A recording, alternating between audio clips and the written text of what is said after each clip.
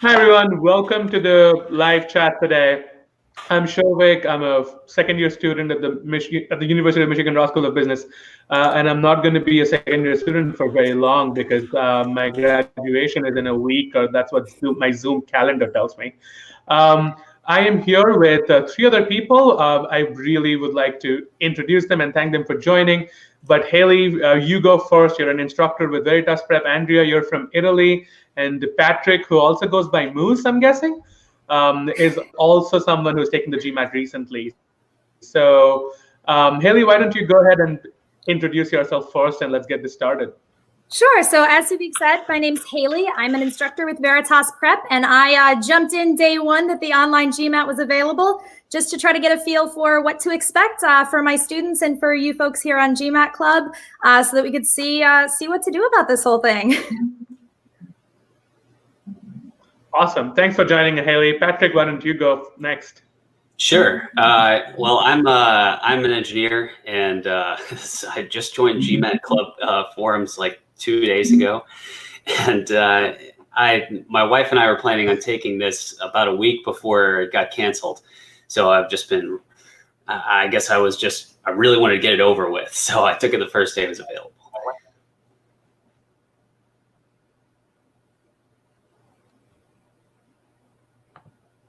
What about you, Andrew? So hi everybody, I'm Andrea from Italy, from Milan, and I had scheduled my GMAT exam for the 16th of March, but it got cancelled twice. So I had to take it on the 20th of April to make some applications, and we're going to talk about it.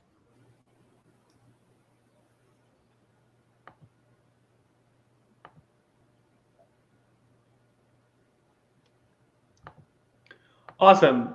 So anyway, again, thanks you guys for joining. We have a lot of people on the live chat asking questions, so that's awesome.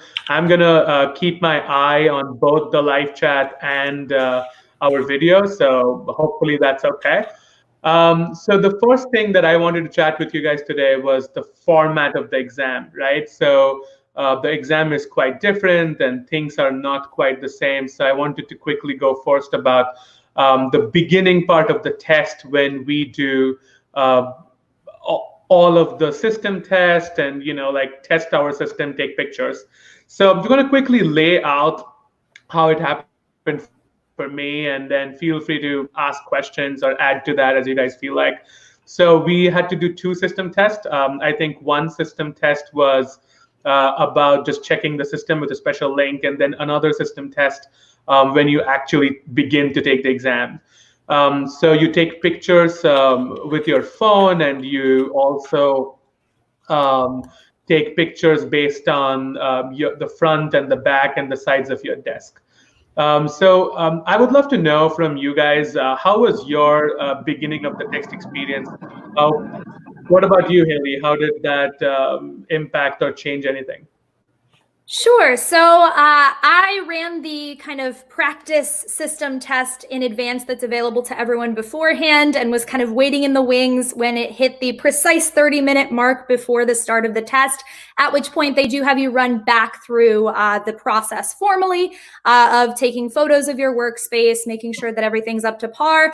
And because I had completed that ahead of time, I found that I was able to kind of re-walk through those steps in probably 30 seconds to a minute, which left me on a record screen of your proctor will be in touch with you when you're paired with a proctor for about 35 minutes. So because I had jumped in that 30 minutes before, I was kind of forced to remain on screen. They gave kind of a recording tab to say, hey, if your face leaves the screen, we can invalidate your test. And was kind of left waiting, which was a little unexpected and jarring, to be honest, and is certainly something I would suggest students are prepared for, because this kind of 2+ hour period of moving through the questions themselves without a break, tacking another 30 minutes or tacking a little bit more for those with technical difficulties is something to make sure that you're prepared for. Yeah, definitely. I think that was a weird element that you're not really used to, but would love to know, Andrea, Patrick. Patrick, why don't you go ahead and tell us a little bit more about how that process was for you? Yeah, so I'm pretty paranoid about technology. So I ran like 2 system tests the day before and a system test an hour before and 30 minutes before.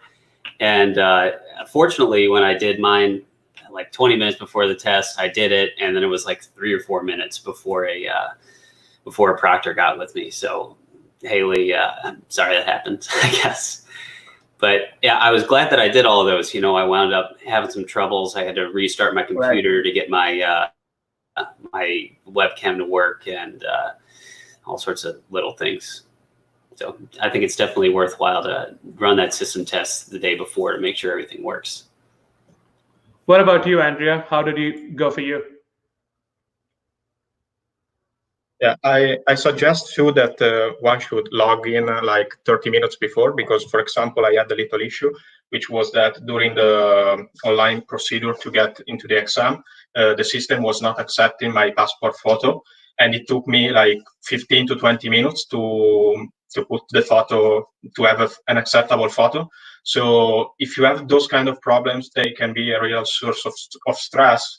So you should really log in early to avoid losing the opportunity of doing the exam and so on. And I didn't wait too much for the proctor. It came in like after 5 to 10 minutes, but so it was not an issue. Yeah, I did feel I had a issue with my passport too. So I took a picture, and it said that my passport photo was too blurry, and so I had to redo it. But that was the only hiccup. I think most of the time, I think it was okay.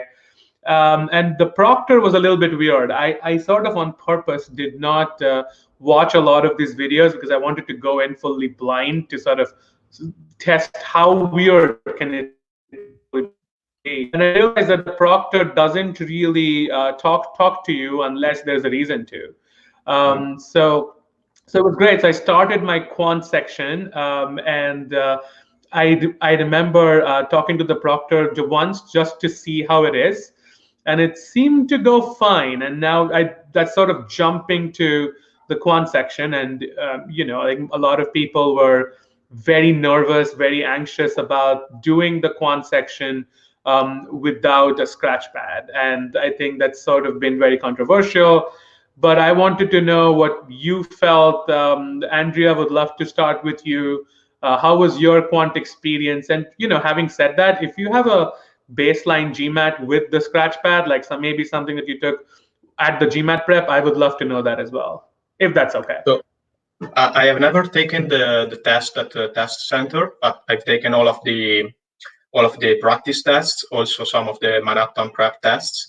And I usually do fine on quant, and I usually finish 5 to 10 minutes before the deadline. And I use it to reload with my head before verbal, because that's where I really want to score well. And I feel it makes a lot of difference, because that's my strategy. And I think it was fine with quant. I finished like 5 minutes before the deadline, but I had an issue with the proctor during the end of my quant, because the proctor thought that I couldn't go into the verbal section. So he contacted me when it was 1 minute left, and I almost missed the opportunity to click and go to the next section, which would have been an issue, because I wouldn't have finished the quant section. So it was a little bit tricky, but at the end I managed to go next, to go to the verbal section. But it could have been a source of stress, honestly, if I didn't manage to do it. Yeah, sounds troubling. What about you, Patrick? How was your quant? So I don't think I really had too many problems with the scratch pad. Before I took the test, I did like 30 practice problems, or 40 or 50 practice problems, just with the Manhattan Prep scratch pad, or whiteboard app that they have. Kind of figured out a few tricks to make it go faster. Like, I pretty much learned immediately that if you try to write any numbers with your mouse, it's not going to work at all. So everything that I did was just typing, and I was able to jerry rig it a little bit to work. Yeah, I don't think quant was really all that hard. I thought that it was in line with the practice test that I took, and I didn't have any less time. I took a practice test with the whiteboard beforehand just to make sure that I was good on time, and it worked out all right. I wound up getting about the same amount wrong as I usually would. I guess I'm usually, I forget what my scores are. It's like out of 60 is how it's scored on quant. What's the number? 61. I mean, it's theoretically 60, but the highest you can score is like 51. Okay, yeah, I'm usually scoring like 40 or 45, and I kind of got about the same on my practice test, so I felt pretty good about it going into it. My feeling is that it took me the same amount of time, sorry if I interrupt, but I had to guess on a couple more questions. So I think I was like 5 minutes slower in the quant section. Should I go ahead and chime in? What about you, Haley? Sure. Yeah, absolutely.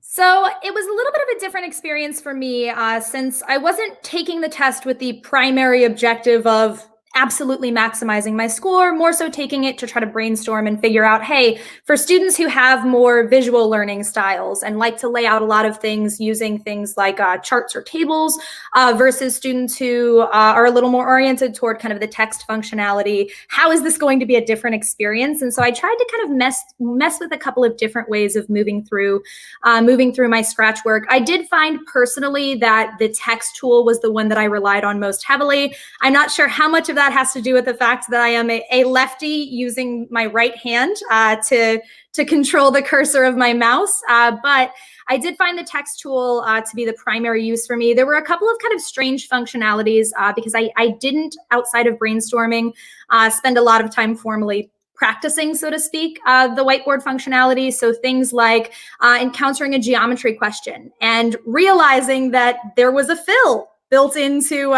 to each shape that you drew, right. And that, yes, you can adjust that away, but taking some time to kind of finagle through what that process looked like. I would certainly say there were cases where I would have laid things out on the screen if I were able to physically write in a capacity where I kind of did more in my head. I relied a little more on mental math.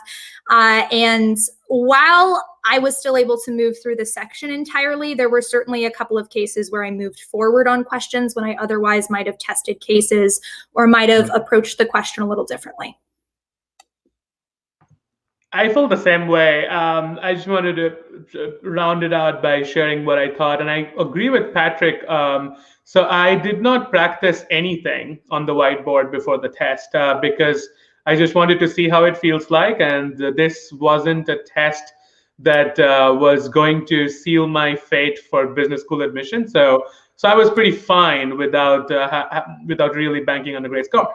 So when I first started drawing figures and numbers with my pointer, that was awful. And I did not get anything done at all. So I realized that I have to do two things. Thing number one, whatever I write would probably have to be through text.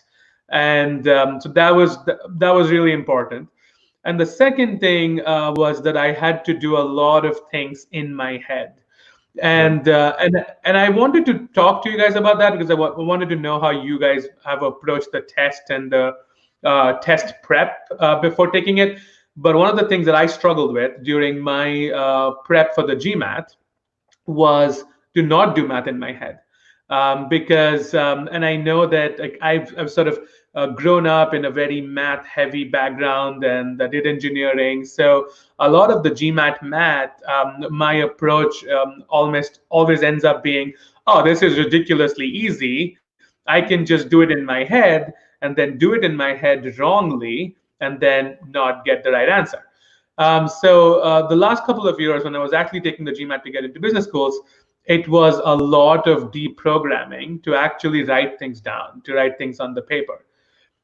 There's no paper, so I had to go back to that mindset. So I felt I did some of the questions right, but I was struggling to do things in my head because I hadn't done that in such a long time. The second thing that I realized that the pointing thing wasn't going to work. So I was using the text boxes a lot more But I remember there was one question which very clearly involved pretty heavy calculations. So I just skipped that. There's no way. I don't want to. And I know that I had time. So time wasn't the issue. And I was like, this is not how I'm going to spend the next 2 minutes. So screw that. I moved past and I just went to the next question. So that was sort of my quant strategy. But Haley, I wanted to ask you that if you were coaching someone who is taking the GMAT, let's say in the next 3 or 4 weeks, because that's what you do, how would you approach that coaching differently from what you would to someone who is taking the Scratchpad test? Sure, that's a great question. And actually, it's interesting because I'd echo pretty much exactly what you mentioned. I've always felt historically very comfortable with math. I was always the person who, the teacher would be yelling at me because I didn't show any of my work, and part of the assignment was to show my work. And so I really also felt that when I was originally, way back when preparing for the GMAT, I had to untrain myself from that. I had to teach myself that I need to lay out the math step by step so that I can see that I don't need to make a particular calculation because it's going to cancel in a later step.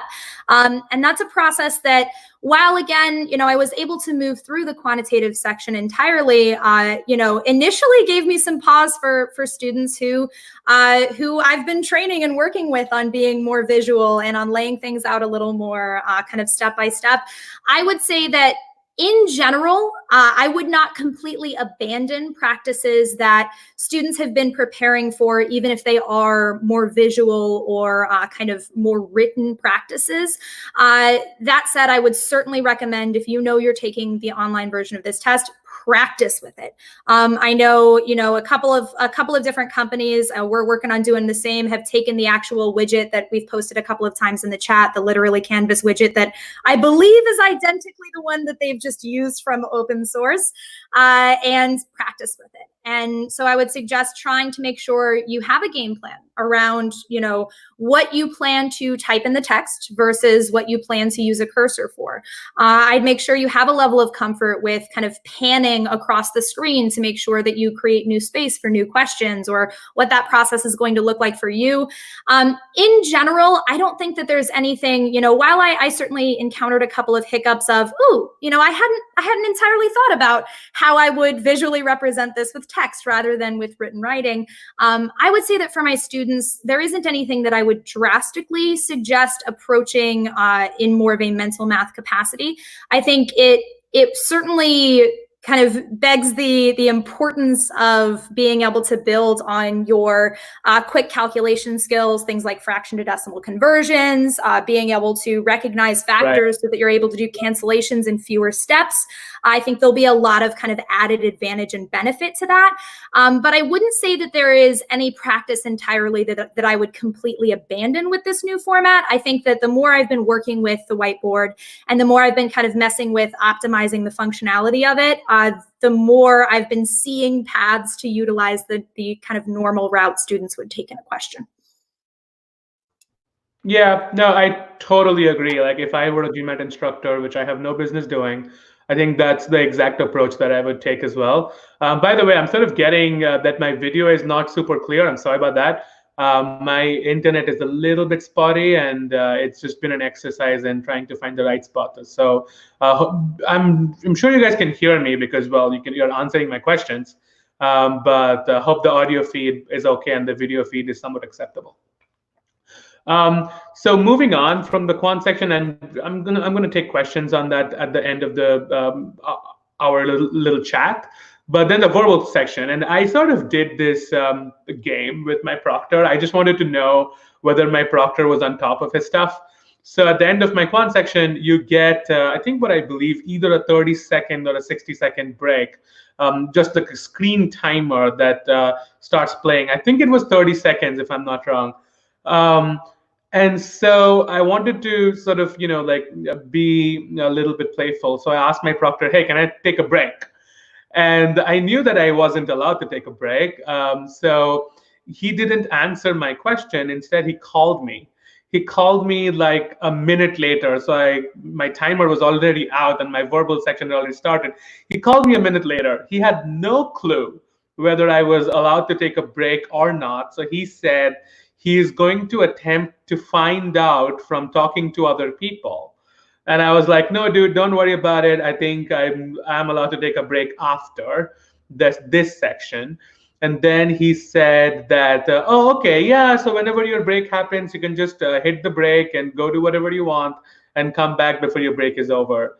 So, I do not recommend doing this with for other people, but just for information.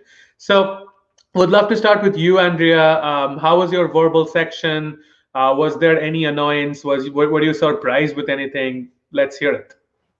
So I think that the verbal section was a little bit harder than what I found in the official practice exams, but maybe it may depend on the fact that you have no break. So for example, during the first 10 questions, I was a little bit, it took me longer than 2 minutes per question during the first 10 questions, but then the rest of the verbal part for me was very easy, or at least easier than what I was used to.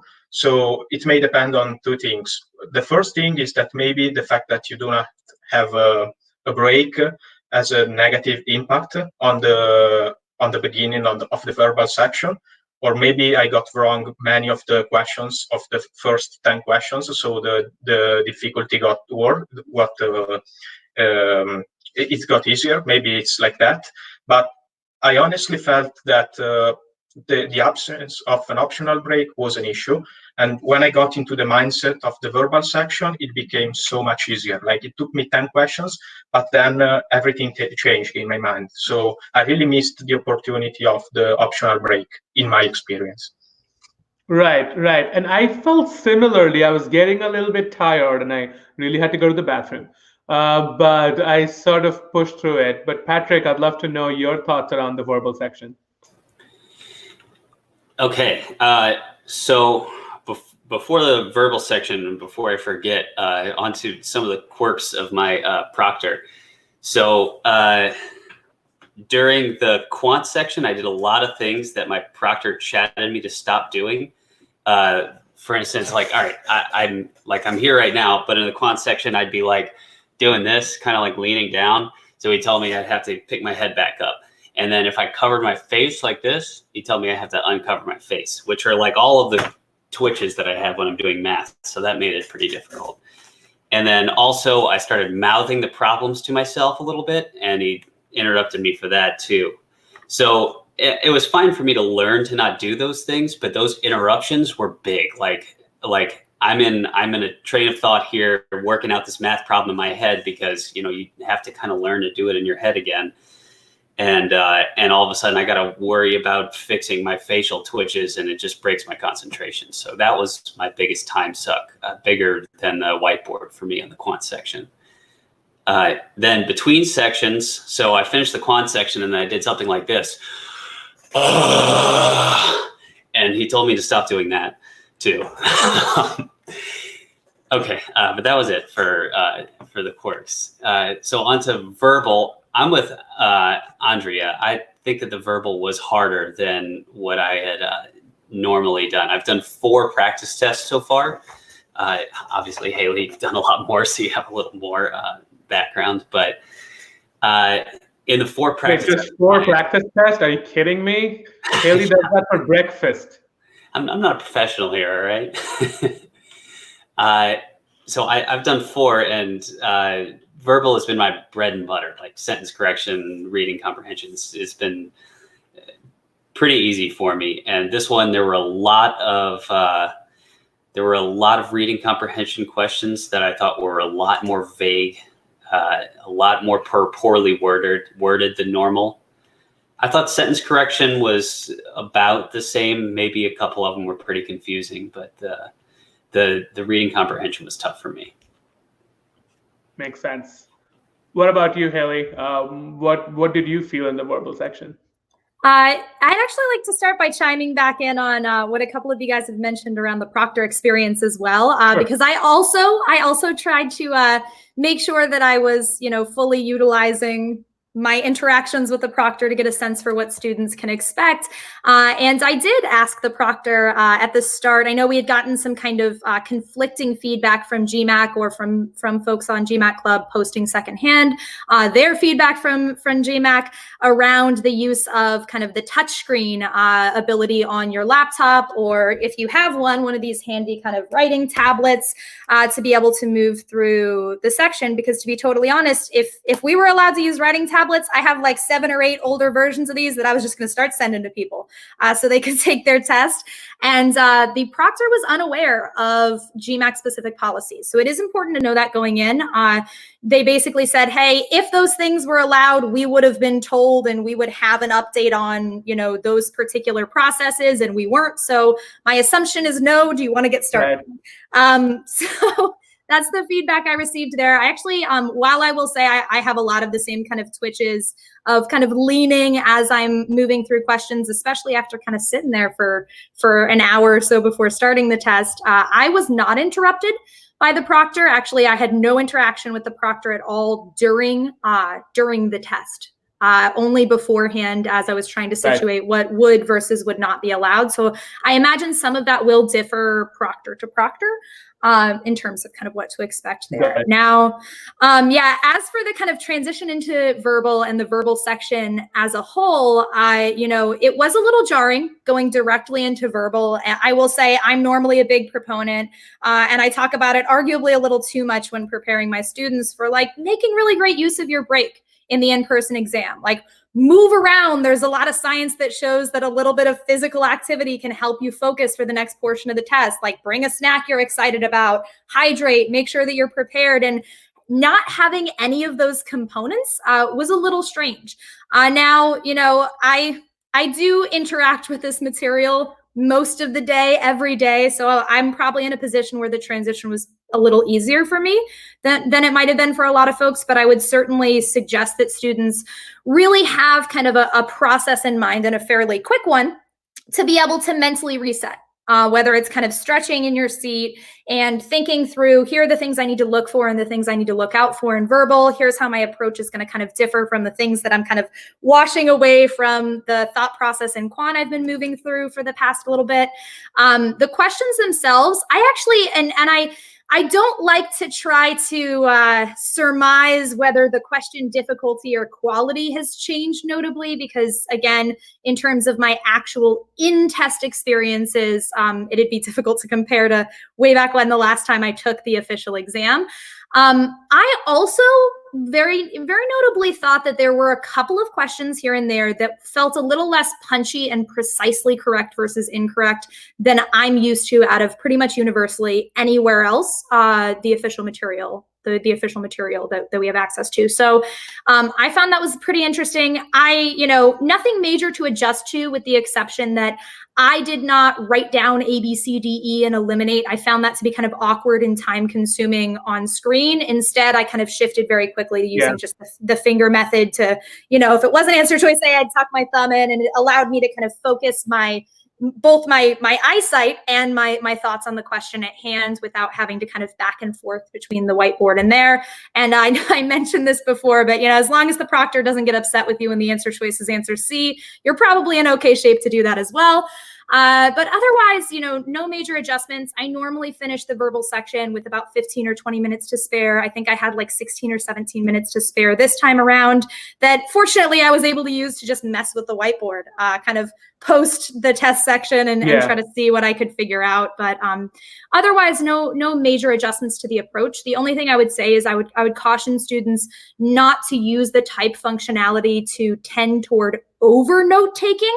That would be my biggest fear for students, is just that the fact that they can type, and even for me, the fact that it almost put me in a mentality where I felt like I was typing an explanation to somebody, and I had to take a step back and go, wait a second, I'm just trying to answer the question here. And so I would, if anything, encourage students not to shift the level or extent to which they note take based on the online whiteboard.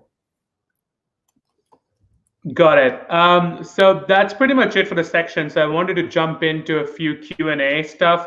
By the way, we have gotten 2,000 questions, so there is no way we'd be able to get through all of these, but hopefully some. But I do want to bring in nuance of the whiteboard because that's important, and that's on a lot of people's mind. I think I had two specific challenges for the whiteboard. I think the first one was I was reading a few whiteboard strategies for the GMAT, and I those things not great. I think you should take the whiteboard days and not really heavily depending on a specific strategy that you can leverage the whiteboard for. And I think as things that you heard was you were not writing A, B, C, D, E for every single question. And I used to do that. So I wouldn't write A, B, C, D, E. I would just like make more vertical ticks and just cross them out.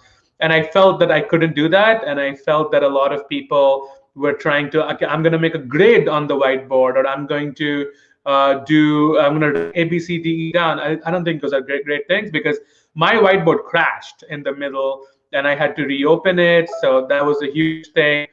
And other thing that I don't know if you guys had this, the whiteboard was almost like half white and half gray.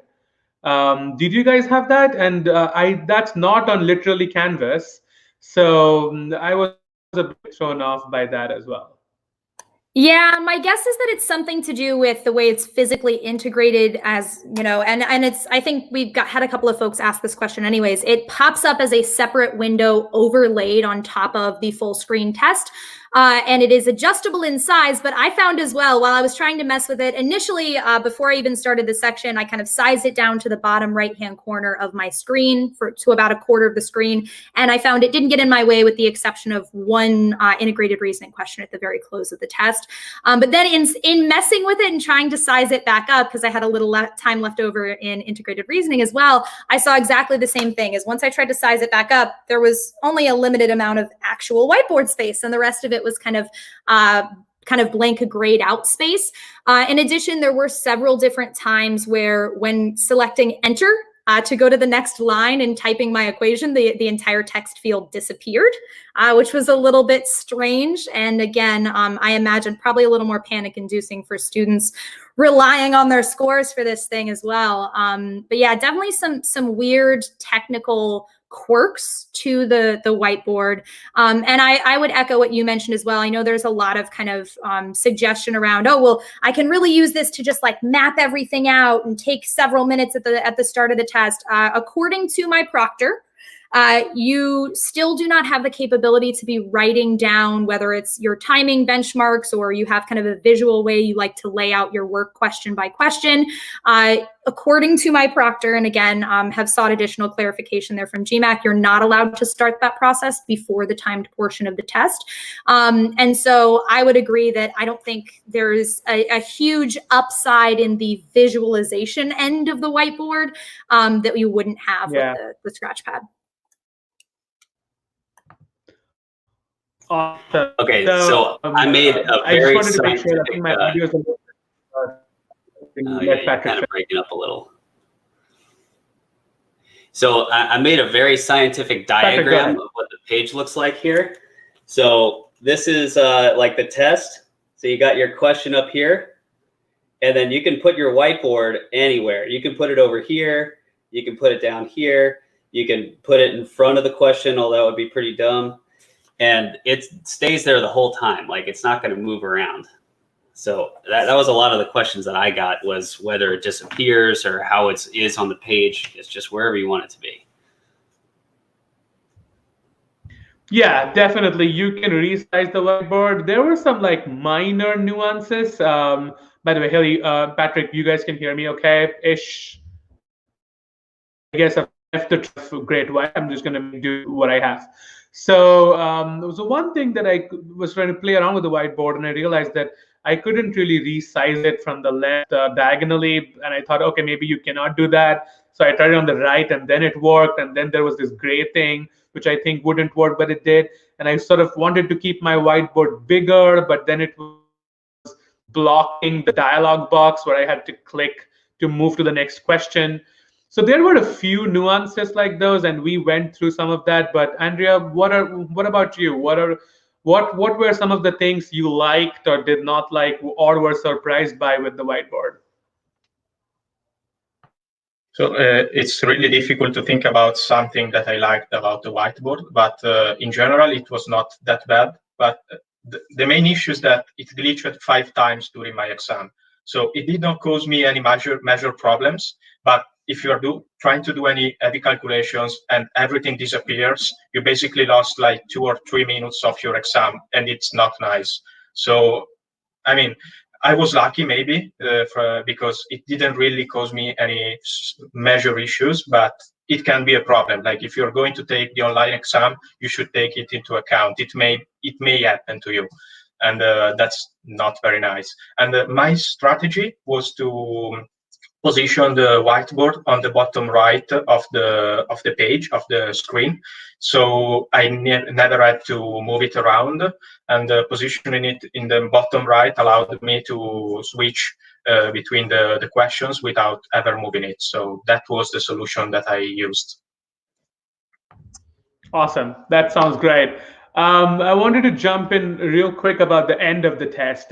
For me, it felt very unceremonious because I've taken the GMAT like 4 times in the past, and I always, like, okay, I'm going to look forward to writing my demography survey and do all of that, or send my scores to schools and whatever. And there was nothing. So the test ends, and you get redirected to a browser, and I was like, okay, we will see you in 2 weeks.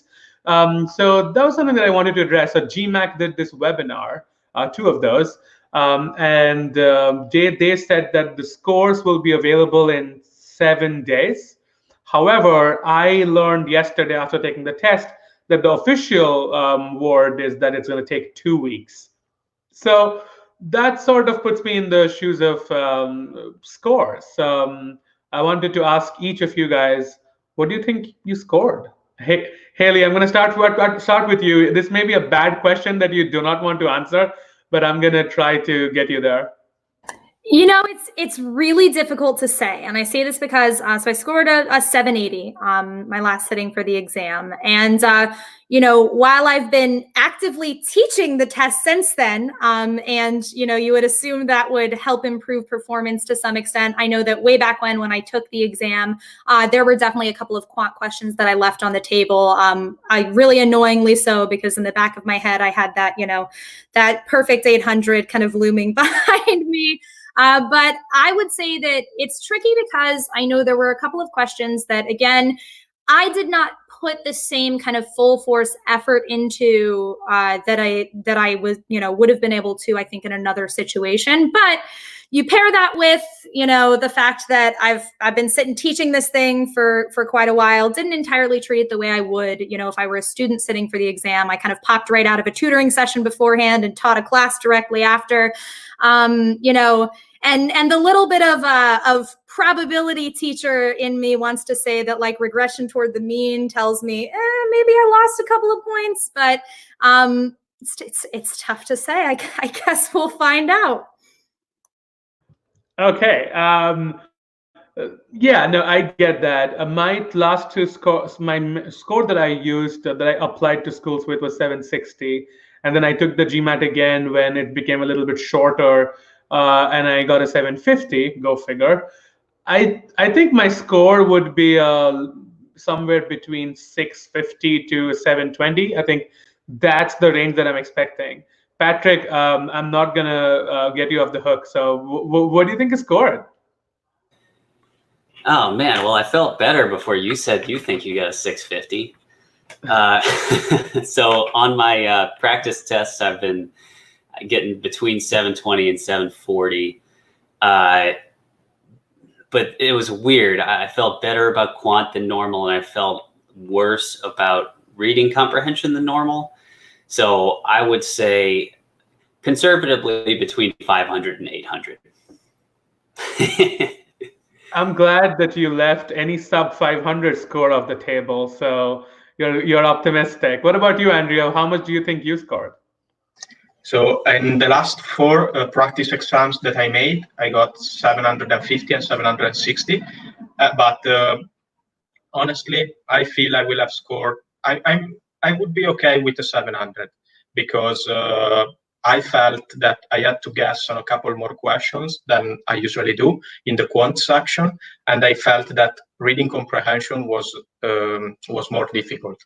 So that's my feeling, like 50 points below what I was used to in the normal practice exams. Somebody is really hating on your range, Patrick. So I'm gonna put that comment for everybody to see. So I will say though, I do feel like these are all like good predictions, and I think we all will reduce our scores by a few points. But I do think that most people agree that the test wasn't as bad as people thought it would go. By the way, shameless plug, please like the video if you like the video. It helps us reach to more people. Subscribe to the channel. We do videos every day. It helps you to get notified. So yeah, go do that. Final thoughts before we sort of wrap this up. I'm getting a few questions around why is the test taking 7 to 2 weeks to get your score. I guess the official word is that they're recording everything and they want to analyze everything, which was a little bit strange to me. Well, you can give me the score and then, like call me a cheater and invalidate it if I did anything. But I wanted to ask each of you this one question. If you were really into cheating and you really wanted to cheat, could you cheat on this test? Haley, I'm going to start with you. I feel very trapped by this question. So what was no, that's okay. What was interesting to me as I was kind of observing the process is that in many capacities for the whole online whiteboard business and trying to uphold the integrity of the test, there were some steps that I felt like I had assumed would be taken that were not taken to avoid the potential that someone would be gaming the system. So in short, do I think that there is the possibility that the system could be cheated? Yes. I don't, for fear that I'm going to incite a trend that direction, I don't want to go into too much detail on this, but, there were definitely, some strange areas to where, they didn't ever actually on screen check that I was in the space that I took photos of. They didn't have me look to anything to make sure that I didn't have a second monitor attached. I didn't. I took it off and I put it on the other side of the room. But there were several things that, considering the security measures that kind of we're seeing in the whiteboard, that we're seeing elsewhere, I was very surprised that they didn't take. And I think that I think that it's not a bulletproof system. So. I would agree. By the way, Patrick, Andrea, feel free to jump in this wonderfully crafted question from the chat. I think technically I did not remember. I don't remember taking a picture of my ceiling.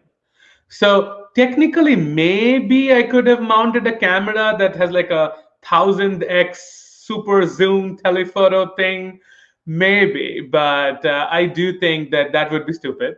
But also I think one thing that I saw was my proctor didn't really care to see my room. It was just the pictures that I had uploaded. So I guess you could also maybe get away with having a small object that you don't see in the webcam, whatever. But no, thanks for that, for entertaining that question. We're getting a few questions around whether Haley does private tutoring. She is a Veritas Prep instructor, of course. She does. You can find her on Veritas Prep. She's also very active on GMAT Club. She saved my butt yesterday, because one thing that I mentioned on the forum is, I don't know if this happened to you, Patrick or Andrea, that there are 2 tabs. One is called Future GMAT Exam and Future GMAT Online Exam. I was anxious, so I didn't check for the online stuff, and I couldn't see my test. And apparently you had to click register or view new appointments to see those tests. So if it weren't for her, I would probably not take the test yesterday. But I'm going to start wrapping this up. We have been on for about 50 minutes now. Closing thoughts from you guys, would love to know. Andrea, why don't we start with you? Would love to know your plans. Are you applying for business schools this year? What do you want to leave people with? And if somebody's taking the GMAT Online next week or the week after, what would you tell him or her? So my advice for those who want to take the online exam is that if you really need a score right now, in the next 2 weeks, you should take it. But I think that's the only case in which you should take the online exam, because I feel that it's not tragic, it's not so bad, but I think that you will be losing some points, between 30 or 50 points. It depends on you.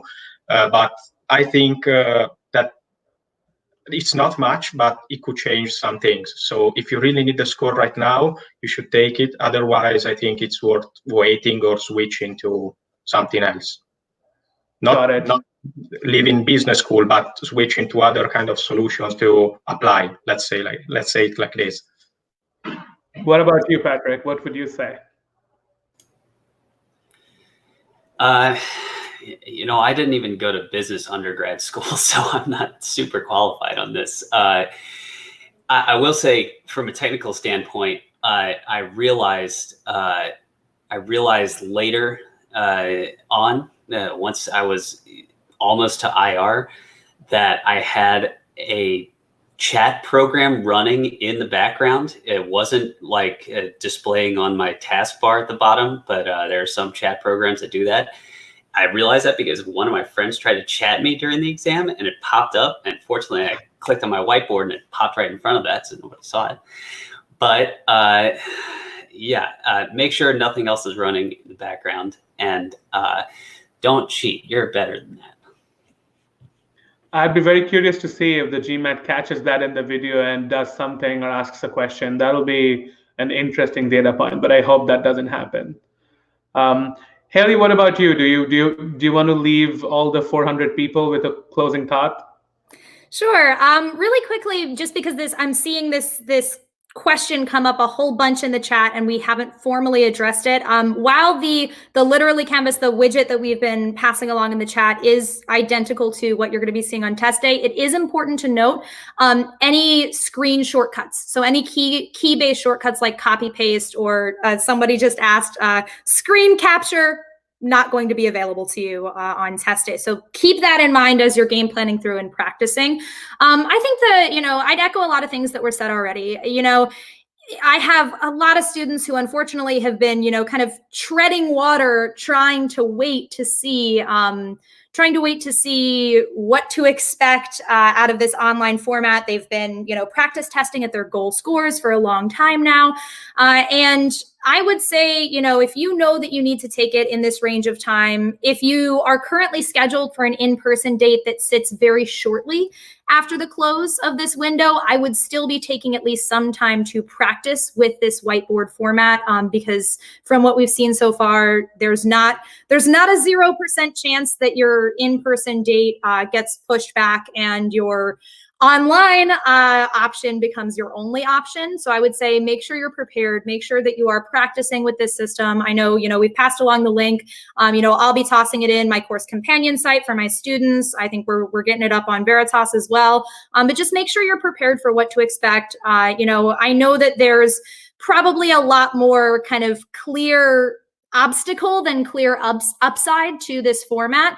I certainly wouldn't rush into it tomorrow, again, unless you're me and you're trying to prepare other students, or one of these other brave folks kind of testing the waters here. But I would say that, again, wasn't as off-putting as I think I originally anticipated either. And while I wouldn't jump in the very next day, take some time, prepare, and make sure that you're comfortable with the differences to the format, I think that the potential that you could actually, sit in the same spot that you've been practice testing, under identically the same conditions that you've been practice testing in, could prove to be really helpful for some students once we get some adjustments underway. Awesome. So I would like to just add a couple things to what Haley mentioned, which is practically covering everything. I think take the test if you want to go to school this year. I think that's super critical. And I have a pretty strong feeling that schools know that this test is really strange. So make sure to throw that in and sort of show that this is a weird test and this is the best you could. The second thing is, if you're going for school next year, We don't know when the situation will get better. GMAT apparently released like a cryptic Twitter that they are looking into whiteboard issues and common scratchpad problems. So things might get better. They may not, but this is what we have, and we sort of have to get better at this. I would say, be comfortable in doing multiplications, doing additions in your head. That's going to be very, very useful. But that's pretty much it. I think this was a good experience. I think we're going to get a few questions, like just a logistical question on mouse that I wanted to take before we close. You cannot use a wireless mouse. The official guideline is to be able to use a wired mouse. I didn't use any mouse. I was just using my trackpad, and I didn't test with a wireless mouse, but I have a feeling maybe you could get away with it.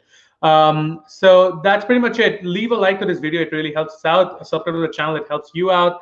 I'm going to be back on Friday. We're going to be doing speculation of which business school to pick when you're admitted to multiple with Maria from Applicant Lab. And I will promise you this, my video and audio will be so much better on Friday, because this is the most frustrating thing ever, and I'm really annoyed at the video quality. But thank you guys so much for being here. Your video was great. Your audio was so much better. Thanks for joining us. And again, this is extraordinary times. I'm really glad you guys are taking the test during these times. And I'll see you guys soon. Thank you so much for joining. Thank you. Thanks so much, everyone.